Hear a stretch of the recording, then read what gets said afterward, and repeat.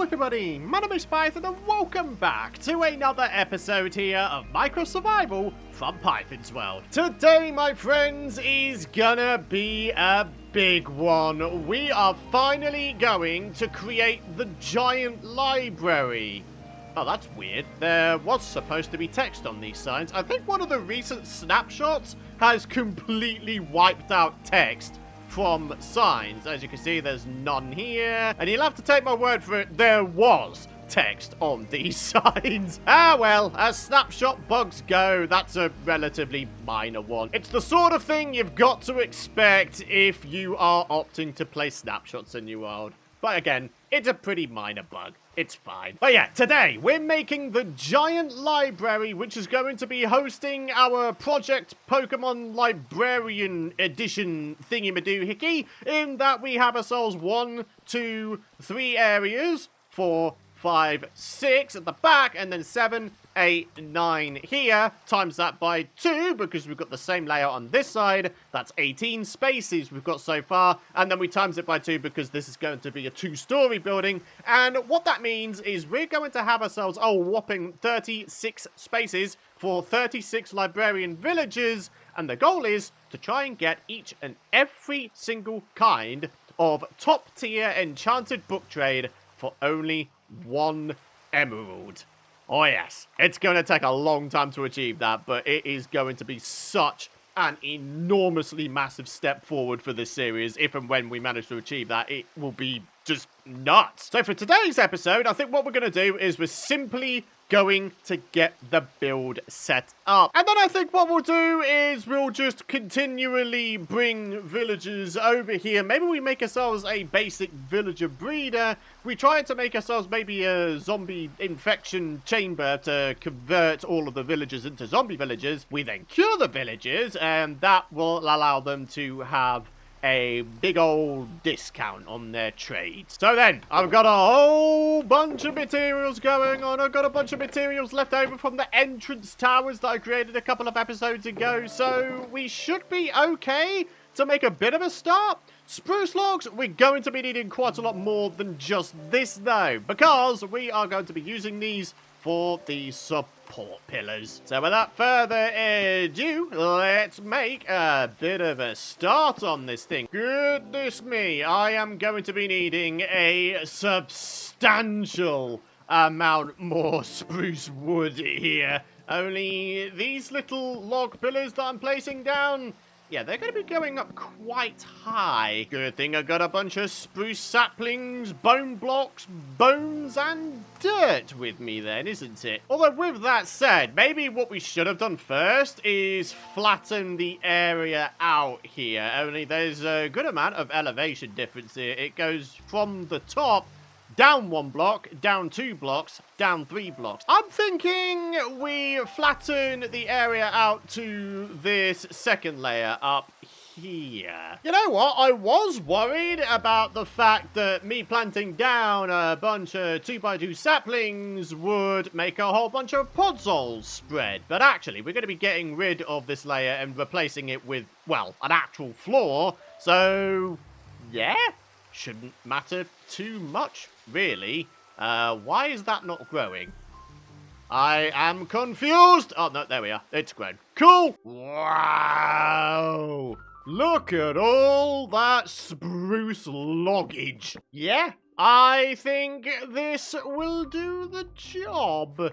Alright, now we can make ourselves a good amount of progress with these support pillars. So then, I've gone ahead and heightened the supports a little bit. We've got the doorways added in, and the interior here is completely flat. Now, as a consequence, we now have ourselves a good amount of work to do on the exterior to make this build feel a little bit more like it's properly integrated into the surroundings. Maybe we could pile up some dirt around the outside here, for example. But anyways, we'll get to that in just a bit. What we're going to do is we're going to start adding in the walls. And this is where the glass and the deep slate both come into play. We're going to have ourselves some deep slate brick stairs, and a lot of them.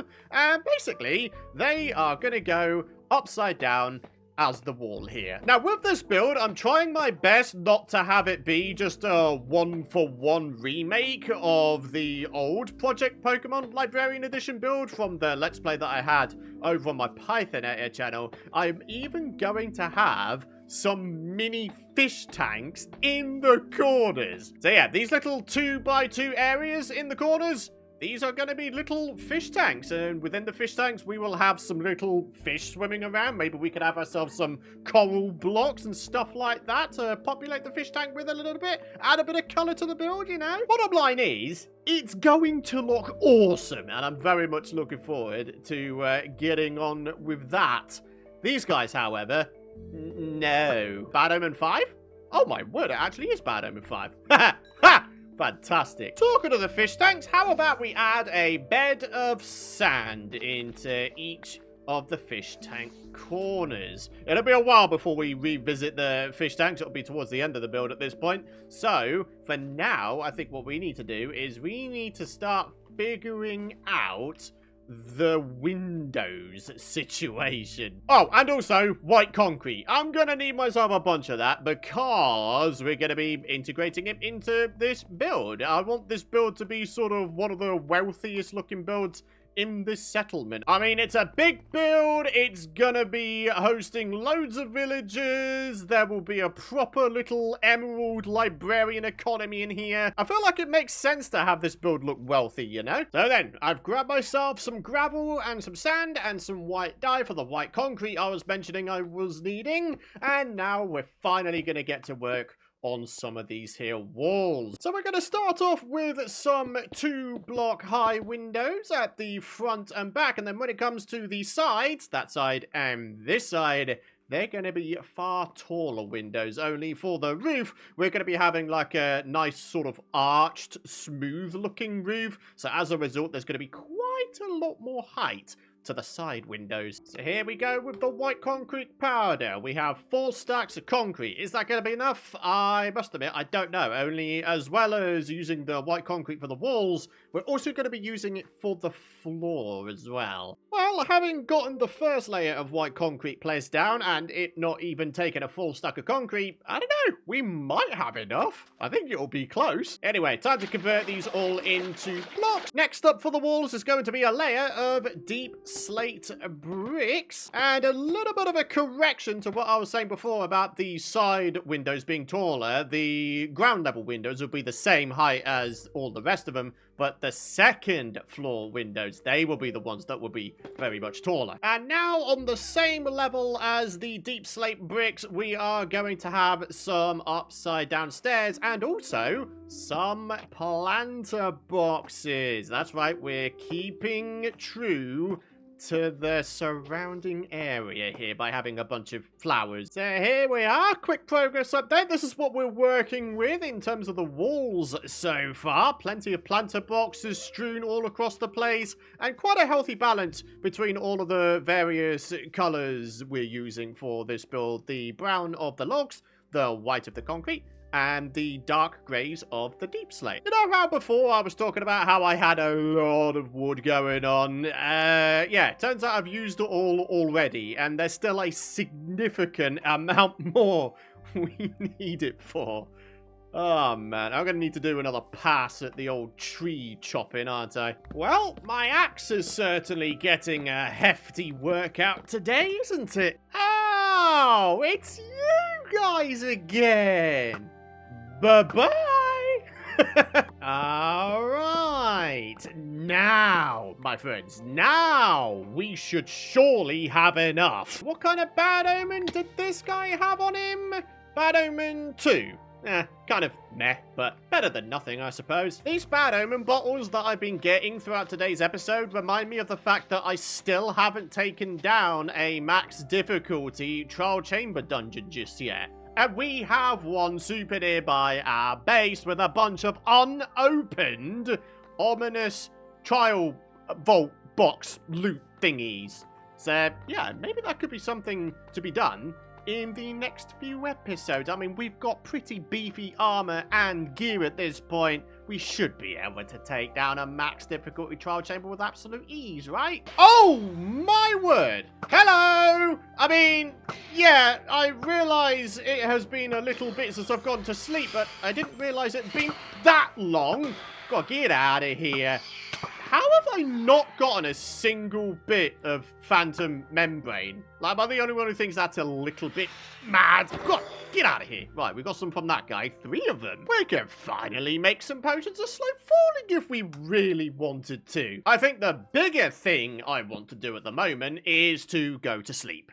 That would be a good idea. Yeah, that's right. Get flamed. So then, a snooze has been had. I've got a bunch of resources. Let's carry on with our library walls. Alright, so looking at the walls from the inside. Oh man, are they substantial. And yeah, this is what I meant by the top layer windows being a bit taller on the sides. Right, now we've got the moment of truth. Do we or do we not have enough concrete to fill in the floor? In a word, no, we don't have enough. That's unfortunate. I'm gonna have to go grab myself some more gravel and sand then, aren't I? The good news is we've got deposits of sand and gravel dotted all over the place, really. Mostly in these here rivers. And I just look at it, it's all over the place. We're gonna be fine. There we go. Now we have ourselves enough concrete. Fantastic. So let's get the rest of the floor in. Oh, look at that big old white floor. It is like a blank canvas on which we can paint our interior. Dude, this is going to be such a cool build once it's done. And for those of you guys wondering, yes, I have already planned this out in a creative test building world. So, for once, I kind of know what I'm doing. Not winging this one. I want to make sure I get this one right. Turns out I've goofed up in another way when it comes to resources required for this build. I need a lot of leaves. Like, seriously, such a crazy amount of leaves that I am genuinely staggered at myself that I haven't remembered to get any. Only we're going to be having what I like to call a green roof, which is basically a layer of dirt with a layer of leaves above, so we've got a green roof, and then a layer of leaves beneath, so we have a green ceiling as well. Ah, good job there, Python. Your bad memory coming into play, as per the norm. Also, lecterns. I'm going to need a simply stupid amount of bookshelves, and honestly, I could think of only one way of getting a good amount of bookshelves very, very quickly, and that, my friends, is to get a little bit of silk touch on an axe and head on over to the stronghold. Before we get some silk touch on our axe, though, I figured we should make usage of the fact that we have more than 30 levels. Maybe we see what we can get on some book enchants. Do I really want Bane of Arthropods 4? I'm thinking no. Silk touch, on the other hand, that is a big fat yes. Impaling 4 for an eventual trident? Sure. Power 4. Absolutely. What have we got coming up next? Riptide 2. We could do one more Dodd enchant. Let's see what we get this time. Protection 3. Nah. So then, there's the silk touch on the axe. Let's pick up our anvil, put it in our bundle, and let's make our way over to the stronghold. Oh yeah, bookshelf time. We need a grand total of 36 for all of the lecterns, and then a further 16, not 15, but 16 further for the enchant setup. The good news is there's multitudes upon multitudes upon multitudes of bookshelves in the 2 libraries that we have in this stronghold here. So, yeah, we're going to be good for a while, I think. Alright, so there we are with the 36 lecterns. Not very often I make that volume of lecterns, but they're all needed. Only if my counting is anything to go by, 36 is the amount of top tier enchanted book trades you can get in this game. As of this episode and as of this update, that is. I must admit, though, I haven't really designed this build with sort of expansion and future updates in mind, so I don't know. Maybe eventually we'll have to dig out like a library basement extension to this thing or something if and when the time comes. For now, though, this will do the job. Just getting a bunch of glass added in here for the corner fish tanks. And now what I'd like to do is I'd like to make arguably one of the biggest steps in this build, and that is adding the roof to this thing. So we're going to start off with some stairs at the front and back. Bit of a problem. So you might have noticed in this episode, oh my good grief, you may have noticed that there is a little bit of an oak plank ring going all the way around the settlement here. And this is intended to be where the raised walkway was going to go. However, we've got a problem here. It's bumping into my build here. What the heck am I supposed to do here? I did not anticipate this being a problem. Anyway, back to the roof. It's going to be another layer of stairs on either side. And now for the roof to connect up to a top center point, we're going to go for a half slab next, and then another half slab. And then this half slab layer will go across 2, and then we'll go up, and then we'll go across 2 again. And then up. And then we do the same over this side. So half a slab up, across, across 2, then up, and then across 2 again. So yeah, there we have it. If we were to just jump down here, we can take a look at just how tall this build is going to be. Very tall. Alrighty, big progress update, folks. We've got ourselves all of the deep slate placed down for the roof. Now we need to go grab ourselves a bunch of dirt to fill in the space, and then a bunch of leaves to put either side of the dirt, as in above and below it, so it becomes a green ceiling slash roof. Well, at least we've got enough dirt to get this here ceiling going. That's not nothing, I suppose. It's more so the leaves. Yeah, we really need to get on top of that. Before we go shearing some leaves, do we want to try and add in some, like, hidden lighting via glowstone up here, just so we've got a nicely lit up roof? I think that would be a pretty good idea. Maybe just 4 bits in each quadrant. And hey, it's double action. Not only will it light up the roof, it'll also light up the build down below. To add a little bit of texture variation and indeed color to the build, I thought it would be a nice idea to mix oak leaves with some of these flowering azalea leaves. As you can see, we have a tree right here. So long as we get ourselves like a sapling from this thing, we should be able to get endless flowering azalea bush leaf things. Yeah, that's what I'm talking about. 2 azalea bush sapling thingy-madoo-hickeys. Let's do this thing. Grow. Oh yeah, now we can start going crazy with some leaves. We're going to start adding in some flowering azalea first, and then we'll add the oak in just a little bit. Quite how this zombie got up here, I'll never know. Although, if I'm putting my little detective hat on, I think what might have happened is he spawned up there and he jumped down onto here. In which case, I mean, I've got to commend that zombie. That is some serious dedication to chasing me down. Sheesh. So there we are. We've gotten the roof done. Looking very, very nice and green. Matches the surrounding area quite nicely, I would say. And now we need to greenify the ceiling in here. Unfortunately, my friends, I'm running very, very low on time to record today's episode. So I think what I'm going to do is I'm just going to get the build done today. And the next episode, we'll probably get the interior done. Again, I've planned this all on a creative test run, so I know what I'm doing. So yeah, we can hit the ground running in the next episode with the interior.